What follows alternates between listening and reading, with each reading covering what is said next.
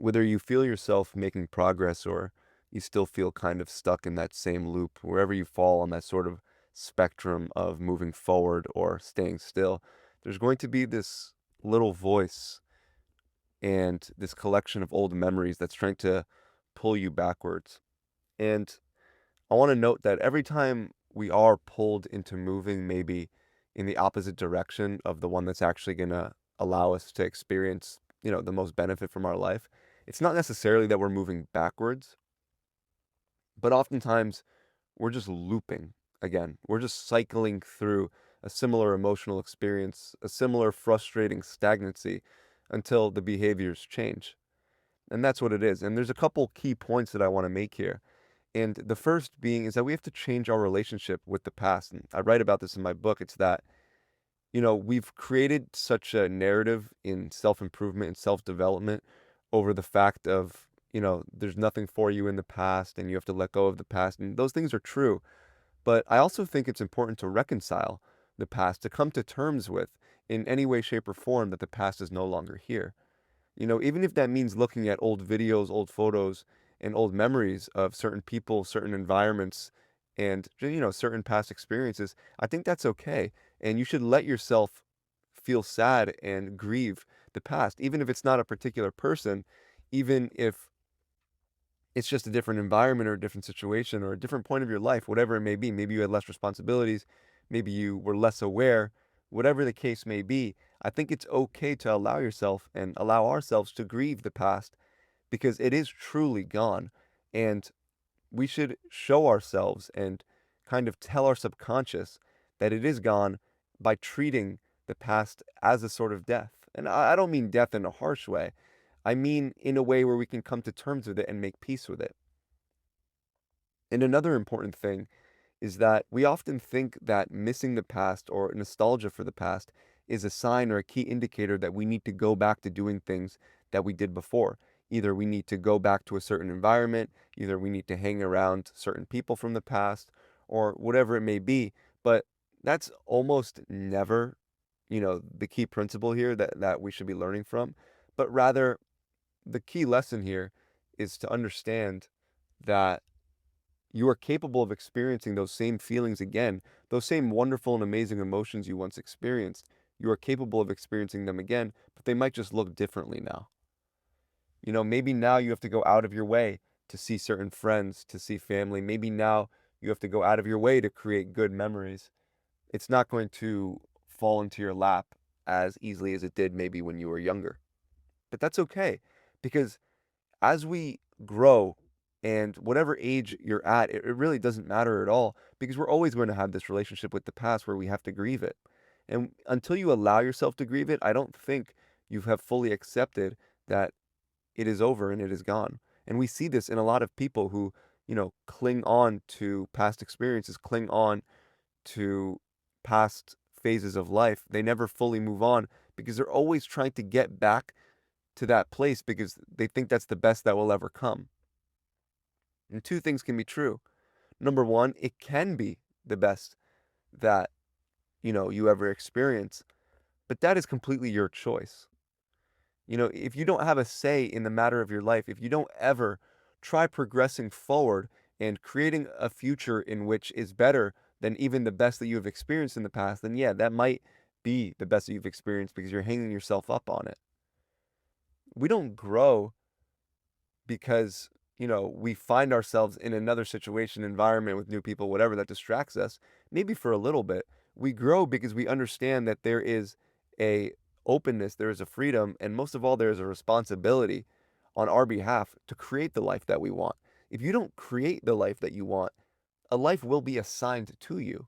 And oftentimes, that life is either chosen by the people around you and your environment, or it's chosen by your very own unconscious patterns that are keeping you in these same sort of loops. And I don't mean one particular loop, it can be 5, 10 loops all going on at once in different parts of your life.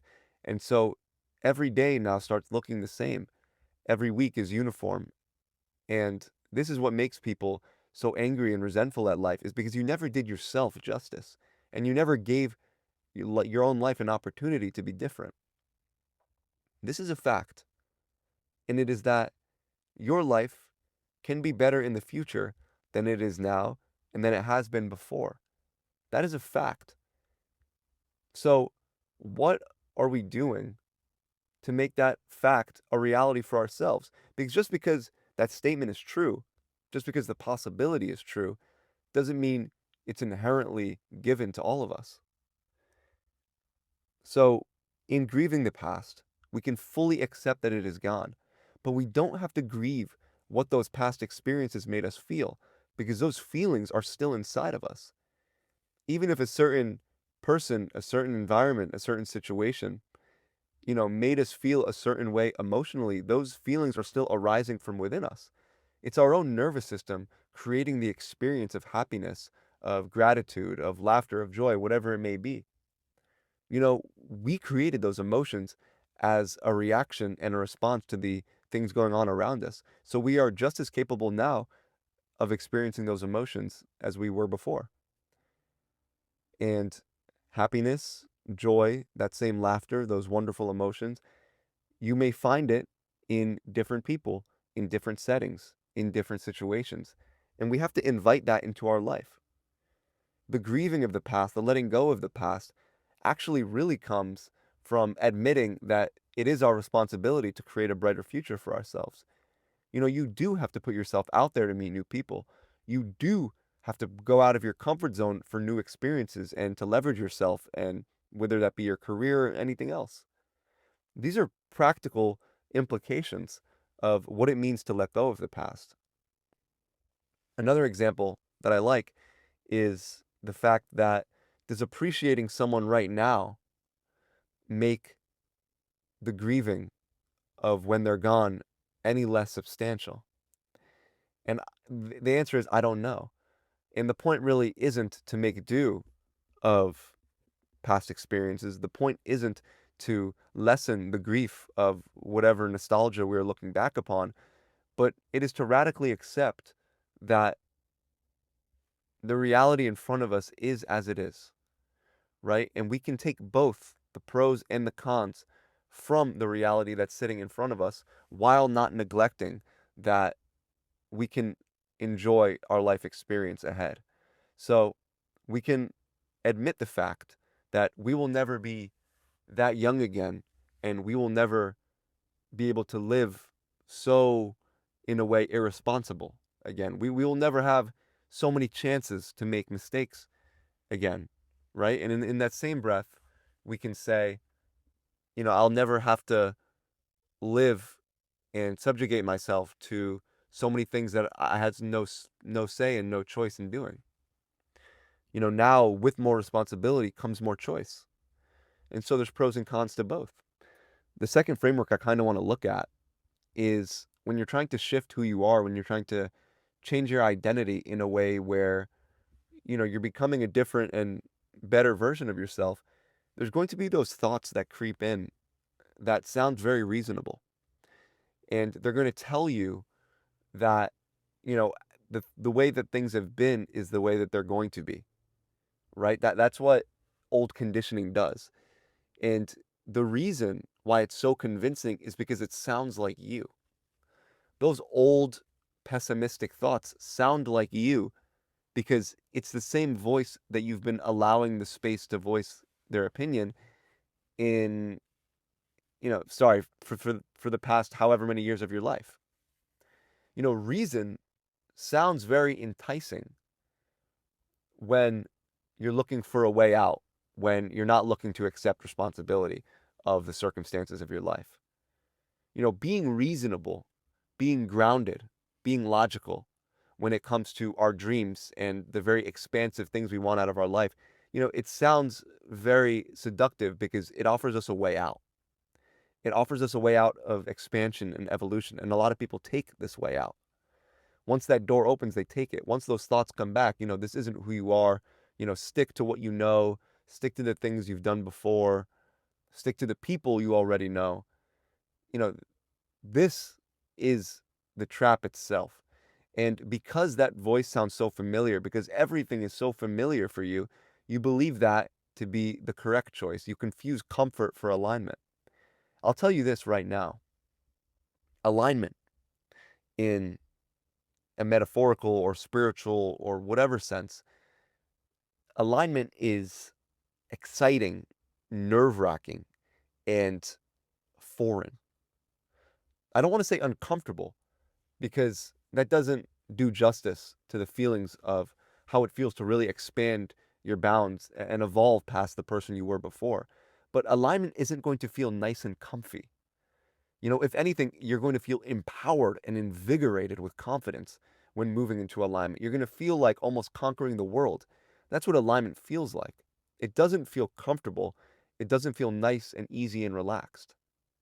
So if you're looking for a sort of guiding point, if you're looking for signals on the way in which maybe we could say from a higher perspective, the consciousness within you is looking to unfold in the most radical way, look at the emotional signs, right? If it's familiar, it's not expansive. If it's comfortable, it's not evolutionary. And we have to look at these things and we have to be brutally honest with ourselves. Are you willing to face the unknown? Are you willing to bear rejection? Are you willing to experience embarrassment? Are you willing to experience these things in transactionally for the things that you dream of, for the life that you dream of? And this is the deal. You know, this is the sort of contract that's put on the table for us. It goes as such. You're going to have to feel this, this, and this. You're going to have to break habit number 1, 2, 3. You're going to have to move through and out of patterns 1, 2, and 3. And then you'll start moving your way into the life that you want. That's that's the almost contractual agreement we make with ourselves.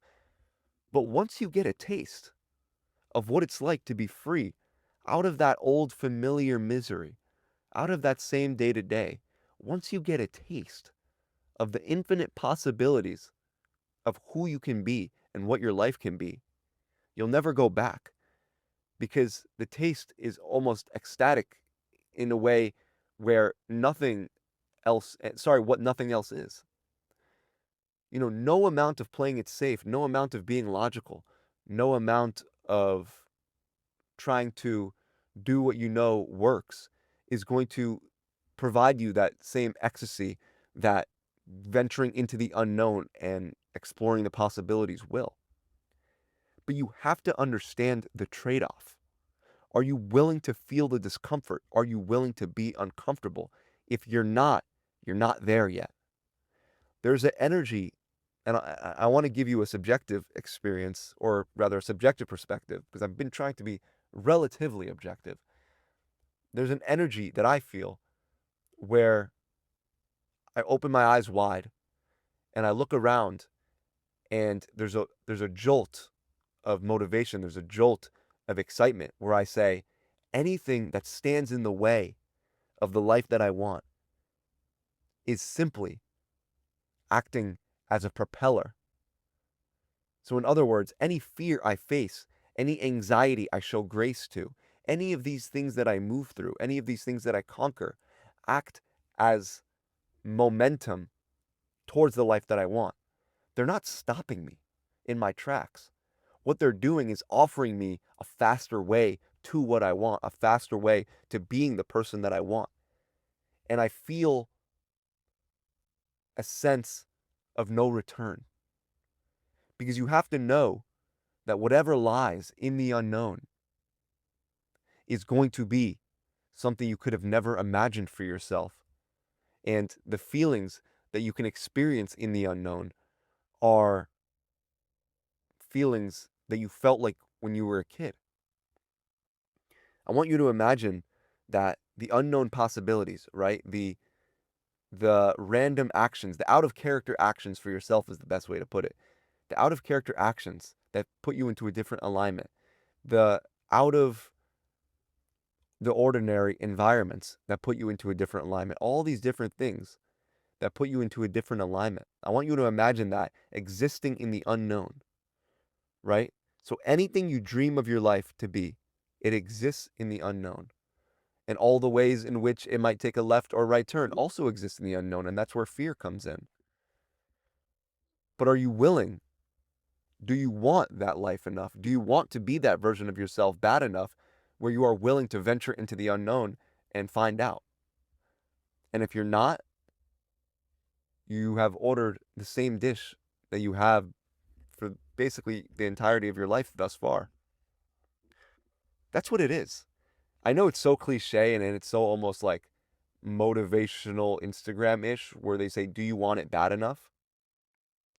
But do you? Do you want that life bad enough? Or are you willing to settle? Are you willing to settle for close? Are you willing to settle for meh, kinda? Are you willing to settle for something that might fulfill you a little bit and that's going to require a lot less work? Are you willing to settle for these things? Because if you are, reality knows it. Your desire and your sort of wanting and ability to accept less than you actually want is going to be reflected in reality. You're not going to get everything you want until you are radical about getting it. The way reality sort of responds to us, the way these synchronicities and coincidences sort of pop into our life, they are reflections of our own inclination to being our highest self. How open-minded are you? How open are you to change?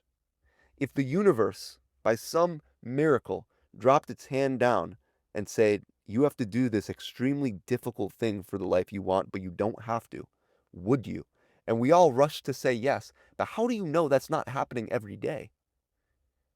How do you know in the opportunities that you pass up? How do you know in the things that you let pass you by because you don't want to face the discomfort of actually going through those things? How do you know that these are not the guiding hand of reality, the universe, whatever you want to call it, giving you a chance? In my eyes, right now, I see opportunity everywhere. All you have to do is stop putting all the emphasis on the things around you and start putting emphasis on yourself. You are the unknown force. You are the mystery. You can act out of character tomorrow. You can fall into a different alignment tomorrow. Once you start aligning and accepting that part of yourself and seeing, wait a minute, sure, the future is unknown. The reality ahead of me is unknown, but I too am unknown. When I walk into a room, anything can happen because I'm here. I'm also an expansive, trailblazing force that is constantly trying to understand myself better, my highest self better, and my highest alignment better. I'm always looking for signs. I'm always looking for opportunities from reality. When you walk with that energy, everything changes. Because now you're not making excuses for why your life looks the way it is. You're not making excuses for why your life isn't the way you might want it to look. You're simply saying, it's going to happen. The life that I want is going to happen. I am so obsessively curious as to how it will unfold. You don't have to worry about how. And this is something innate. This is something intuitive where if you get it, you do. If you don't, you don't. The life you want, it's already yours.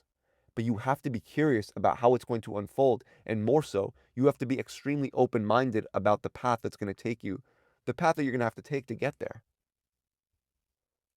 You have to be more curious than motivated because the motivation fades, but the desire to experience doesn't. You want the life because you want the experience. You want to feel what it's like. You want to understand who you are, what type of person you have to become to make this reality possible. Is this not the purpose of life? Understanding our very own power and understanding how our relationship with reality really works. And the only way you're ever going to get even remotely close to understanding how the mysteries of reality work is by letting it respond to you, by being extremely open-minded, and by taking risks, by leveraging yourself, by staying open and going out of your comfort zone, by breaking the cycle and not returning back to the past that has created such a nurturing environment for you. You have to leave that comfort behind. It is a memory that we have grieved. It is the past that we have grieved. But it must remain as that. The hurting that we feel for the past, the wanting that we desire to go back to those comfortable times, those comfortable memories of the past. It's not a bad thing that we miss the past, but it has to exist as that. Nostalgia has to exist as nostalgia. It doesn't mean go back. It means venture into the unknown and think of your past, reminisce on your past, while understanding that the future is going to be illuminating in ways you could have never imagined. And it's going to be because of you. That's it for today's episode, guys. I hope you guys enjoyed it. I'm going to leave a link to my book in the description if you guys want to check that out. I talk about this and a bunch more. If you're listening on YouTube, thank you. And make sure to like and subscribe. If you're listening on Spotify, thank you as always. And other than that, I will catch you guys in the next one. Peace.